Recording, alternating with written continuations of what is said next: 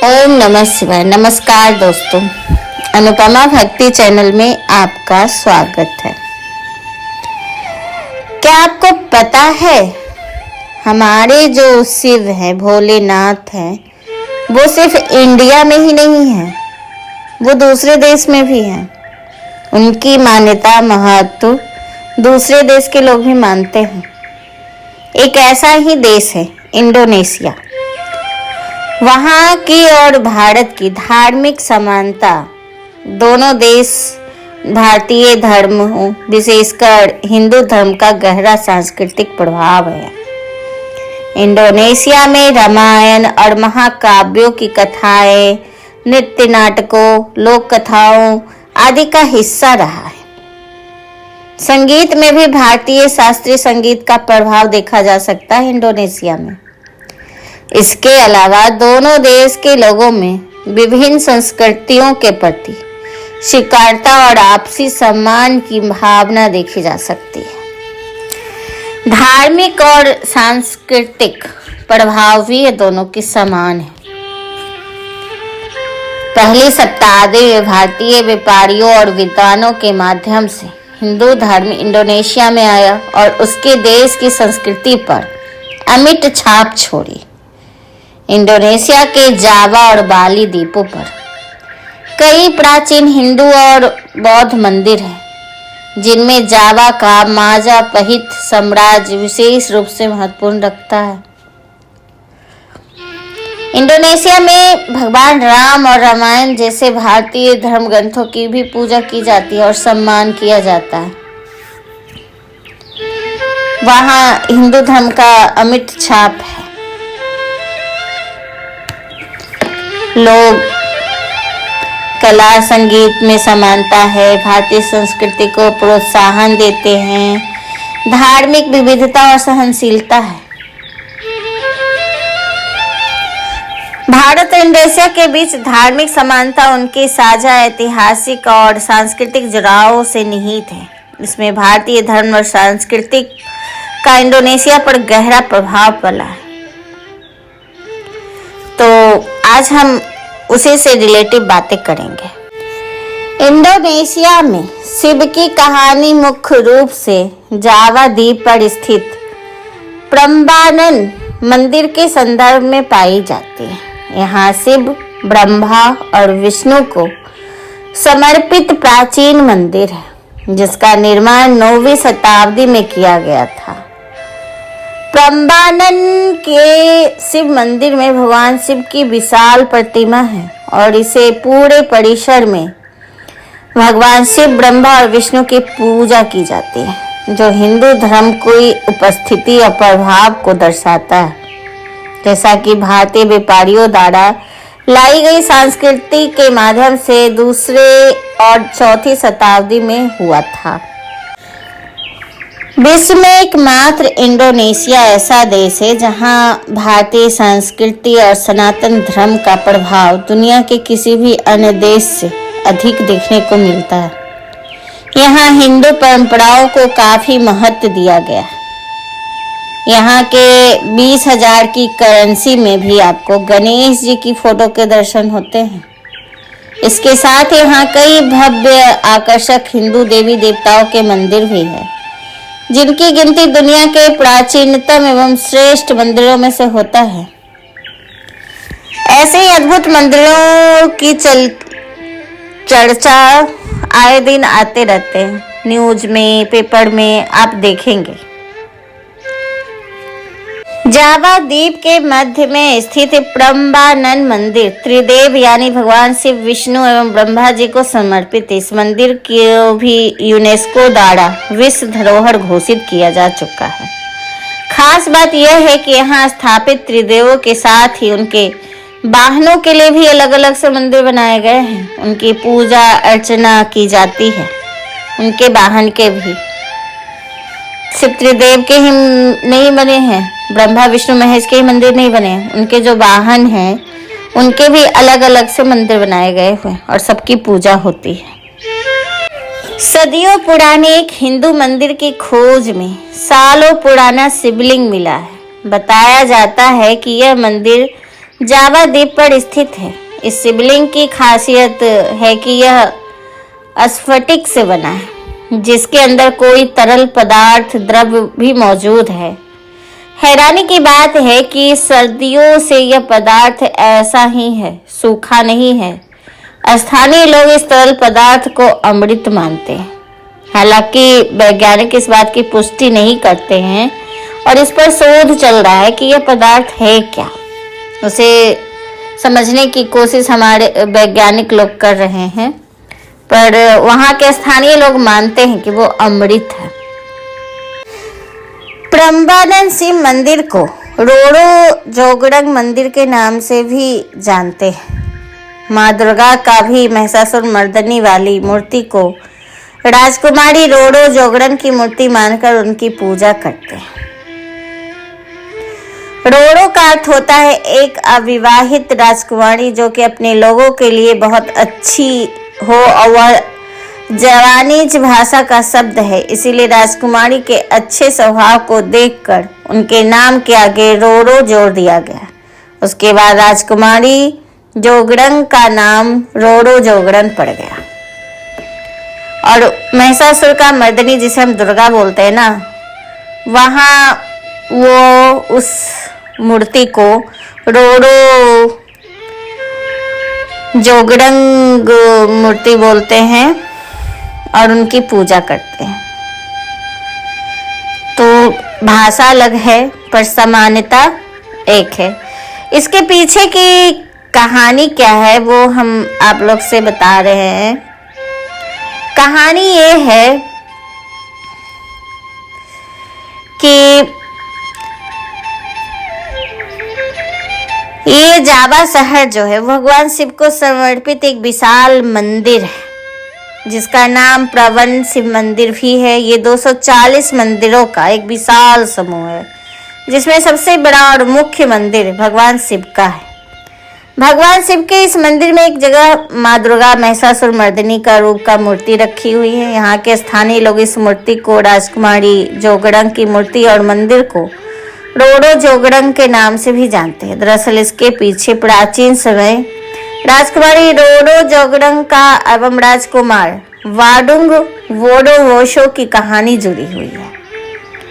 यह कहानी रक्त रंजित इतिहास, युद्ध, प्रेम, देवीय शक्तियों, विश्वासघात, श्राप सभी का मिश्रण है। रोड़ो जागरण प्राचीन समय में जावा के शहर में 2 राज्य थे, जिन पर 2 अलग अलग राजा राज्य करते थे। एक राज्य था पेंगिंग, जिसके राजा थे प्रभु दमार मोयो, एवं दूसरे राज्य का वोको, जिसके राजा थे प्रभु बोको। राजा मोरियो धर्म का पालन करने वाले राजा थे, जबकि राजा वोको दैत्य प्रवृत्ति का था। एक और राजा मोरियो उदारवादी एवं प्रजा की सहायता करने वाला था, तो दूसरी ओर आदमखोर थे, मनुष्य की कच्चा मांस खा जाते थे राजा बोको। राजा मोयो का एक पुत्र था जिसका नाम था वाडुंग वोडो वोशो। राजकुमार वोडो वोशो के अंदर दैवीय शक्तियां थी, जिस कारण वह कई चमत्कार कर सकता था। दूसरी ओर राजा बोको की एक पुत्री थी जिसका नाम था जोगड़ंग। राजकुमारी जोगड़ंग अत्यधिक सुंदर व रूपवती थी। राजा मोयो का राज्य समृद्ध था, जिस कारण राजा बोको उससे ईर्ष्या करते थे। बोको का एक सहायक मंत्री था जिसका नाम था पतिह गुपोलो। गुपोलो भी बोको की तरह एक आदमखोर प्रवृत्ति का मनुष्य था। बोको ने गुपोलो की सहायता से एक शक्तिशाली सेना का निर्माण किया और पेंगिंग राज्य पर आक्रमण कर दिया। राजा मोरियो ने अपनी राज्य के लोगों को रक्षा के लिए सेना के युद्ध में उतारा। दोनों ओर से भीषण युद्ध शुरू हो गया, जिसमें राजा मोरियो की सेना को बहुत नुकसान हुआ। राजा बोको और उसकी सेना बर्बरता की सारी सीमाएं लांघ गए थे, जिस कारण मोरियो को सेना का आत्मविश्वास टूटने लगा। अपनी सेना में मचे चित्कार को देखकर राजा मोरियो ने दैवीय शक्तियों से युक्त अपने पुत्र को बोडो वोशो को युद्ध भूमि में भेजा। बोडो वोशो ने युद्ध भूमि में उतरते ही त्राहिमाम मचा दिया। उसके बाद राजा बोको और राजकुमार बोडो वोशो के बीच भीषण युद्ध शुरू हो गया। अंततः राजकुमार ने बोडो वोशो से अपने दैवीय शक्तियों से राजा बोको का वध कर दिया। जब गुपोलो को यह पता चला कि राजा बोको मारे जा चुके हैं तो वो अपनी सेना सुरक्षित भाग खड़ा हुआ। वो भागकर अपने राज्य बोको चला गया और राजमहल जाकर राजकुमारी जोगरंग को सारी सूचना दी। राजकुमारी जोगरंग अपने पिता की मृत्यु का समाचार सुनकर बहुत दुखी है और मन ही मन बंदोबस्तों से घृणा करने लगी। कहते हैं गुपोलो और उसकी सेना का पीछा करते हुए राजकुमार बोशो बोको राज्य के राजमहल तक पहुंच गए थे। उनकी सेना ने बोको को चारों ओर से घेर लिया था। राजमहल पर अपना अधिकार करने के लिए राजमहल के अंदर गया, लेकिन वहां राजकुमारी जोगरंग को देखकर वह सम्मोहित हो गया। राजकुमार की सुंदरता से बोंडोबोशो पर ऐसा प्रभाव डाला कि उसी समय जोगरंगों के सामने विवाह का प्रस्ताव रख दिया। राजकुमारी अपने पिता के मृत्यु से इतनी ज्यादा क्रुद्ध थी कि उसने राजकुमार का यह प्रस्ताव ठुकरा दिया। जब राजकुमार ने जोगरंग से विवाह का प्रस्ताव वापस नहीं लिया और विवाह को अड़रा रहा तो राजकुमार ने उसके सामने 2 शर्त रखी। पहली शर्त के अनुसार राजकुमार को जलाटुंड के नाम से एक कुएं का निर्माण कराना था और दूसरी शर्त के अनुसार से एक ही रात में 1000 मंदिर मूर्तियों का निर्माण करना था। राजकुमार ने दोनों शर्त मान ली। उसके बाद बोंडोबोशो ने अपनी दिव्य शक्तियों से एक विशाल कुएं का निर्माण कर दिया। जब जोगरंग ने यह देखा तो उसने बोंडोबोशो को उस कुएं में जाने को कहा।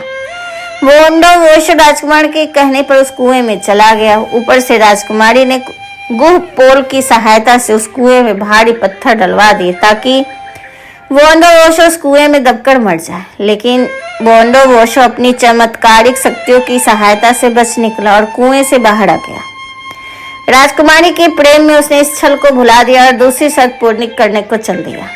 बंडोवासी फिर से वो रात में आ गई जब राजकुमार को 1000 मूर्ति का निर्माण करना था। उस रात बोंडोबोशो ने अपनी दैवीय शक्तियों से आत्माओं का आवाहन किया और भूमि से प्रकट हुई उन सभी को आत्माओं की सहायता से बोंडोबोशो ने एक रात में ही 999 मूर्तियों को सफलतापूर्वक निर्माण कर दिया। जब अंतिम 1000वीं मूर्ति का काम कर रहे थे तब उनकी भनक राजकुमारी को लग गई।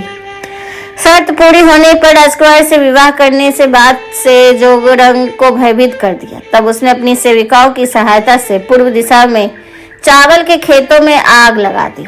इस आग से रात भी दिन जैसा उजाला हो गया। देखकर उस आत्माओं को लगा कि सुबह हो गई और वे आखिरी मूर्ति का निर्माण बीच में ही छोड़कर भाग गए। जब बोंडोबोशो को इस छल का पता चला तो अत्यधिक क्रोधित हो गए। उसने उसी समय राजकुमारी जोगरंग को श्राप दे दिया कि वह एक पत्थर की मूर्ति बदल जाएगी। इसके बाद जोगरंग एक पत्थर की मूर्ति में बदल गई और बोंडोबोशो के 1000वीं मूर्ति कहलाई। जोगरंग ही वही मूर्ति प्रम्बन शिव मंदिर में स्थापित है। मान्यता है कि राजकुमार ने जिन 999 मूर्तियों का निर्माण करवाया था वह शिव बुद्धि मंदिर में है। इसके साथ ही प्रम्बन शिव मंदिर के मुख्य शिव मंदिर में भगवान शिव के उत्तर दिशा के कक्ष में माँ दुर्गा के महिषासुरमर्दिनी की जो मूर्ति स्थापित है वह असलियत में जोगरंबो का मूर्ति रूप है। तो कहानी अलग है, पर हमारी माँ दुर्गा ने भी महिषासुर का मर्दन किया था। कुछ मिलती जुलती कहानियां हैं, तो इस हिसाब से अगर माने तो दोनों कहानी एक है। हमारे शिव और माता दुर्गा, जहाँ दुर्गा माँ है वहाँ शिव की शिवलिंग तो अपने आप आ ही जाएगी, क्योंकि दोनों ही एक शक्ति है। शिव की शक्ति है और शक्ति शिव के ही है। दोनों का एक ही रूप है। जो हमारी माता दुर्गा है वो शिव की शक्ति ही है, शिव से ही प्रकट हुई है। तो जहाँ शक्ति है वहाँ शिव को तो होना ही होगा, और जहाँ शिव है वहाँ शक्ति को होना पड़ता है। इंडोनेशिया में प्रम्बानन शिव मंदिर है जो रामबन नहीं बल्कि शिव कहा जाता है। वह शिव मंदिर भगवान शिव को समर्पित है। यह परिसर चंडी प्रम्बानन के नाम से भी जाना जाता है, जिसमें भगवान तीनों त्रिदेवों की मूर्ति स्थापित है। यह इंडोनेशिया के दक्षिण जावा में योगकर्ता के विशेष क्षेत्र में स्थित है। यह एक विशाल हिंदू मंदिर परिसर है जो अपनी प्रभावशाली वास्तुकला और अलंकृत नक्काशी के लिए जाना जाता है। परमानंद मंदिर हिंदू धर्म की त्रिमूर्ति को समर्पित, जिसमें निर्माता, संरक्षक और विनाशक शामिल है। इन तीनों में शिव का मंदिर सबसे बड़ा और केंद्र में स्थित है, बीचों बीच में, इसलिए ये शिव के नाम से जाना जाता है। कहते हैं कि राजा डकाई पिकाटन द्वारा शुरू किया गया और मातरम साम्राज्य के राजा लोकपाल और वाली तुंग महाशंभु जैसे बाद के शासकों द्वारा विस्तारित मंदिर परिसर भगवान शिव को एक भव्य श्रद्धांजलि थी। इतिहासकारों का सुझाव है कि इसका निर्माण बौद्ध प्रभुत्व को अवधि के बाद हिंदू प्रभाव के पुनरुत्थान का प्रतीक बनाने के लिए इसे धार्मिक और शाही समारोह का केंद्र बिंदु बना दिया। हालांकि 10वीं शताब्दी के आसपास मंदिर को रहस्यमय तरीके से छोड़ दिया गया था। माउंट मेरापी के विस्फोट या राजनीतिक बदलाव जैसी प्राकृतिक आपदाओं के कारण शायद ऐसा हुआ होगा। समय के साथ यह खंडर हो गया, लेकिन इसके अवशेषों ने रोडो जोगड़ंग लोक कथा जैसी स्थानीय किंवदंतियों को प्रेरित किया, जिससे जवानीश लोगों के बीच इसका रहस्यमय आकर्षण बढ़ गया। इंडोनेशिया में प्रम्बानंद शिव मंदिर की कहानी दिव्य प्रेम, विश्वासघात और शाश्वत परिणाम में से एक है। तो कहते हैं कि इस मंदिर में दुनिया का सबसे जहरीला सांप पाया जाता है, पर वो वहाँ के भक्तों को, दिन में जो भक्त मंदिर का दर्शन, शिवलिंग का दर्शन करने जाते हैं, उनको नहीं काटता, लेकिन हाँ, रात में वही रक्षा करते हैं। चारों तरफ समुद्र में घिरा ये द्वीप, उस पे अगर आप रात में जाते तो ये सांप डस लेता है और दिन में अपने भक्तों को कुछ भी नहीं करता। ये एक चमत्कार है। चारों तरफ समुद्र से घिरा हुआ है ये द्वीप, पर एक धारा आती है जिसमें मीठा पानी बहता है और ये प्राकृतिक है। तो कुछ रहस्यमय चीजें हैं और इंडोनेशिया में भी हमारे शिव के मौजूद होने का प्रमाण है। तो आज का वीडियो आपको कैसा लगा हमें ज़रूर बताइएगा। अगर ये वीडियो सुनने में अच्छा लगा तो प्लीज़ हमें सब्सक्राइब कीजिए, लाइक कीजिए और मेरी वीडियो को सुनने के लिए बहुत बहुत धन्यवाद। नमस्कार।